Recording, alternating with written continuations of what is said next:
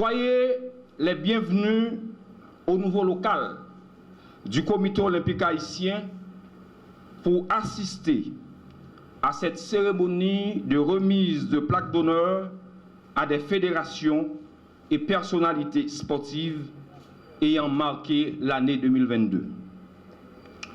Chacune d'elles a su apporter à différents niveaux sa prestigieuse contribution au développement et à la promotion du sport haïtien durant l'année en cours. L'Observatoire national du sport haïtien, ONACH pour les intimes, est un groupe de recherche, un outil scientifique, un espace scientifique mis à la disposition du sport haïtien. Nous venons tout juste de fêter récemment notre première année. L'ONACH est le fruit de mûres réflexions entre votre serviteur Edwin Charles et d'autres citoyens et partenaires engagés et dévoués à la cause du sport national.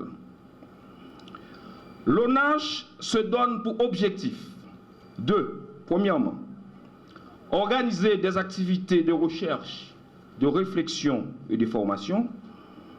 Deuxièmement, observer continuellement, de manière scientifique, la situation générale du sport sur le plan national. Troisièmement, faire des propositions aux autorités étatiques dans l'élaboration de politiques publiques susceptibles de favoriser la promotion et le développement du sport national. Quatrièmement, œuvrer dans la lutte contre les violences sexuelles dans le sport. Cette cérémonie solennelle de ce matin témoigne de la volonté manifeste et inébranlable de l'Observatoire national du sport haïtien de travailler d'un commun accord et efficacement avec tous les acteurs clés du secteur sportif en vue de converger tous nos efforts et sacrifices vers une vision commune, une vision haïtienne. C'est-à-dire celle de faire du sport un véritable levier de développement socio-économique et de promotion de la paix dans le pays.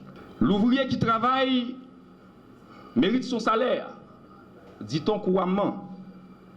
Mais nous, à l'ONACH, nous disons les structures et personnalités sportives haïtiennes qui travaillent de manière remarquable pour promouvoir le sport, qui font la fierté d'Haïti dans d'autres pays, méritent d'être honorés autant que possible.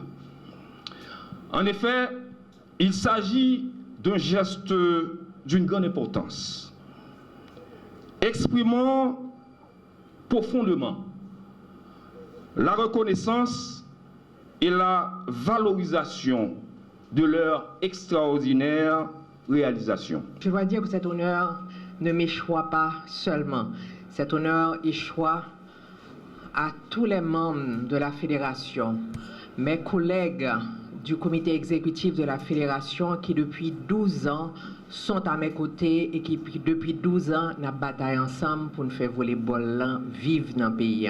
Honneur ça à tout, d'y aller à tous ces travailleurs de l'ombre, j'aime dire dans cette vidéo, des gens que nous ne jamais connaissons, des gens que nous connaissons tous, ces encadreurs, ces entraîneurs, ces joueurs, qu'ils soient des joueurs internationaux, qu'ils soient moins connus, mais ce sont toutes ces personnes qui kembe volleyball en vie. Je parle avec nous aujourd'hui, nous avons une formation qui a fait Plaine du Nord, qui fait Aubonne, qui fait Port-Margot, qui fait Wanamet, dans des conditions je ne connais, mais qui fait quand même parce que nous disons nous pas qu'à abandonner jeunesse. Et on se dit à chaque fois, moi-même en tant que président de la Fédération haïtienne de volleyball, mais au fait, où est l'État? Je regarde à droite, je regarde à gauche, je regarde devant, je regarde derrière, je cherche l'État, je ne pas joindre l'État. Et je pense que ce n'est pas normal dans un pays où 65% de la population a moins de 25 ans, où le sport a toujours été traité en parent pauvre, encore plus aujourd'hui. Ok, que nous n'ayons pas avec nous un État qui reconnaisse le sport dans la vie des jeunes, le sport dans la vie d'une communauté, le sport dans la vie de pays, combien important que ce sport-là est. Nous toutes nous vibrer pendant un mois avec Coupe du Monde. Imaginez-vous Haïti dans 4 ans qui a participé dans la Coupe du Monde. Mais il n'y a pas de génération spontanée, il faut que ceci se prépare. Ça veut dire qu'on ne peut pas rêver d'Haïti qui parle de la Coupe du Monde sans nous pas une préparation de départ à partir d'aujourd'hui. Et même aujourd'hui, on dirait que ce serait trop tard. Mais il faut commencer quelque part et je pense que nous devons prendre notre responsabilité. Présentation de qualité, on pense que c'est en honorant nos héros, il faut les appeler les héros nationaux. Même Jean consomme dans ce deal-là, c'est... Il faut montrer un exemple. À travers président de fédération, pas président de fédération, à travers des structures fédérales, hein, parce que structures fédérales dans sa liée sont comité, un conseil d'administration fort, qui a des personnalités, me dit morales. Je suis persuadé que dans le monde que nous vivons, dans le secteur, ça, actuellement, il nous faut des personnalités morales.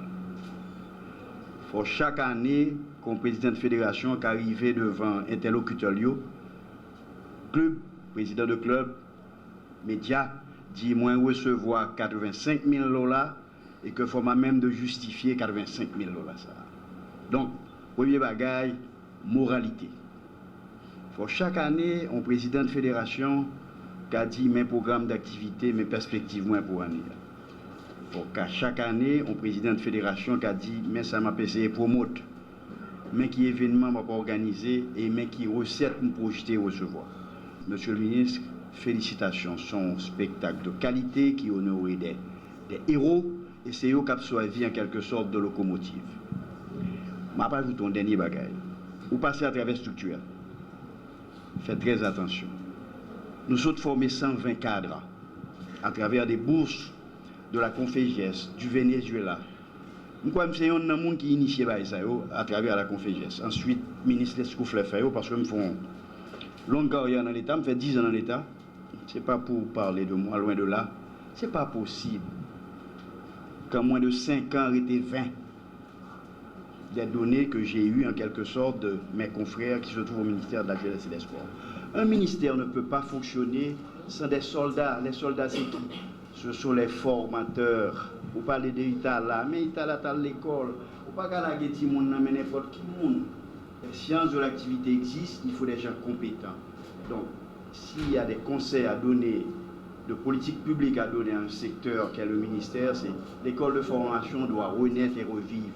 On ne peut pas faire du sport en Haïti si on n'a pas des gens compétents. Félicitations, nous ne pouvons pas quitter personne inaperçu. Les structures fédérales, les présidents de fédération, les athlètes qui se sont distingués, les médias qui se sont distingués. Tout ça, ce sont des collaborateurs incontournables. Le secteur privé, l'État. L'État pas avec nous depuis 5 ans. Moi, personnellement, en tant que président de fédération, je n'ai eu aucun apport de l'État depuis 5 ans.